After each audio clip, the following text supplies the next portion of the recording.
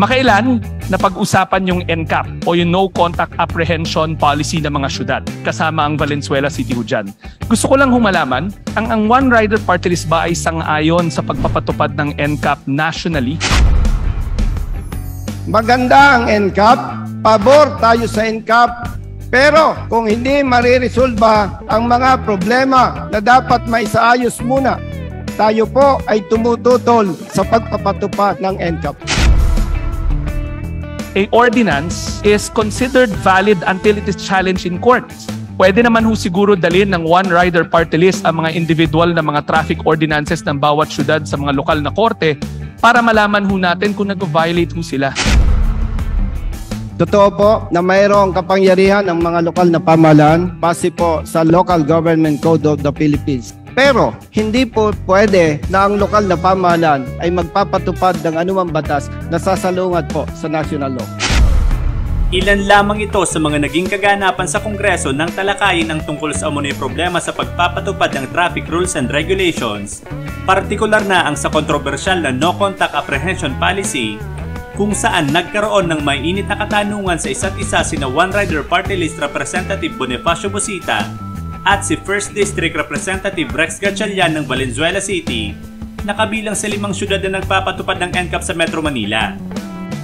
Dahil sa hindi pagsunod sa batas ng ilang mga lokal na pamahalaan, lalong naghihirap ang buhay ng mga motorista at ng kanilang pamilya.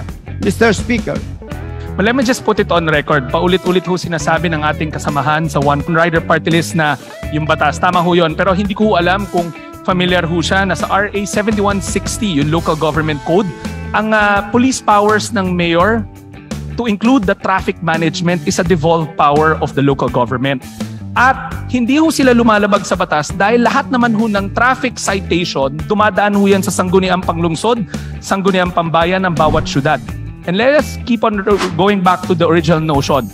A ordinance or a local law is considered valid until it is challenged in court. Pwede naman ho siguro dalhin ng One Rider Party List ang mga individual na mga traffic ordinances ng bawat syudad sa mga lokal na korte para malaman ho natin kung nag-violate ho sila. So hindi ho tama siguro na paulit-ulit na sinasabi na yun ang batas dahil ang batas sa 7160 sa Local Government Code fully devolved ang police powers at ang traffic management sa lokal na mga pamahalaan. Pero again, this will take a whole evening of debating about it. My last point, Mr. Speaker, kung pahihintulutan pa rin ho ng ating kaibigan mula sa One Rider Party List. Makailan napag-usapan yung NCAP o yung No Contact Apprehension Policy ng mga syudad kasama ang Valenzuela City ho dyan. Gusto ko lang humalaman kung kanina kasi paulit-ulit rin sinasabi ng ating kaibigan mula sa party list na yung talamak daw yung pangungotong or yung pangangingikil na mga ibang traffic enforcer at ng mga policemen dahil naaabuso nila yung pagkonpiska ng mga driver's license. Gusto ko lang humalaman, yung ating kasamahan ba ay sang-ayon na ipatupad tong NCAP nationwide? Mr. Speaker, bago ko po sagutin ang katanungan ng gentleman from Valenzuela City, hayaan po ninyo na banggitin ko po yung response ko do sa huling nabanggit niya. Totoo po na mayroong kapangyarihan ng mga lokal na pamahalaan base po sa Local Government Code of the Philippines. Totoo po.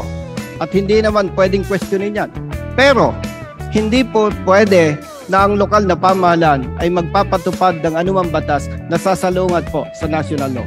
Like I said, we can keep on going back and forth with the legality of which national law we can cite because I'm equally citing another Republic Act that devolves traffic management and the overall function of police powers to the local mayors. But doon na lang ho ako siguro, para wakasan ko ang aking pagtatanong, doon na lang ho ako siguro doon sa huli kong tanong. Bagamat may temporary restraining order, gusto ko lang malaman na in the future, kung sakaling talakayin na to sa Supreme Court, ang One Rider Party List ba ay sang-ayon sa pagpapatupad ng NCAP nationally?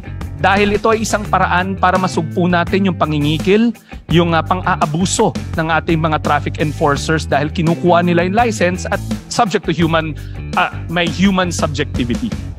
Yes, Mr. Speaker. Maganda po ang NCAP. Hindi may tatanggi. Dahil diyan po ay mapipigilan ang pangangotong at pangabuso ng ilang mga pulis at ng ilang mga traffic enforcers. Ang kino-question lamang po natin kaugnay sa pagpapatupad ng NCAP is yung pong sistema. Ano po yung sistema? Mr. Speaker, marami ng motorista ang nagkaproblema dahil sa NCAP. Para po maging malinaw sa bawat isa sa atin, hayaan po ninyo na magbigay ako ng maikling kwento. Isang rider, after several months, siya po ay magre-renew ng motorsiklo niya, ng registro ng kanyang motorsiklo. Sabi po ng LTO, Mr. X, bumalik ka muna sa lokal na pamahalaan ng Maynila. Nakalarma ang iyong motorsiklo. Pagpunta po niya sa Maynila, lokal na pamahalaan ng Maynila, napag-alaman po niya, Mr. Speaker, more than 90,000 pesos ang kanyang mumultahan dito. Bakit po? Hindi po nabigyan siya ng kaukulang notice doon sa kanyang paglabag. Araw-araw, Mr. Speaker, paulit-ulit yung kanyang paglabag. Bakit po nangyari ito? Ang rehistro po ng kanyang motorsiklo ay naka-address sa Maynila, samantalang siya ay kasalukuyang naninirahan sa Cavite. Sa madaling salita, Mr. Speaker, nire-recognize natin yung sinasabing ignorance of the law excuses no one. Pero, kung sana naipadala agad ang notice of violation sa nasabing rider, hindi sana magpapatong-patong ang kanyang violations na nagkakalaga ng almost more than 90,000 pesos. Mr. Speaker, yan po ay isa lamang sa mga halimbawa, pero napakarami na po ang nagulat dahil napakalaki ng halaga na sinisingil sa kanila ng lokal na pamahalaan. Ang punto natin dito, Mr. Speaker, maganda ang NCAP, pabor tayo sa NCAP, pero kung hindi mariresolba ang mga problema na dapat maisaayos muna, tayo po ay tumututol sa pagpapatupad ng NCAP, Mr. Speaker. Maraming salamat, Mr. Speaker. Sa punto na to, naniniwala ko na yung debate ng NCAP ay another topic for another day.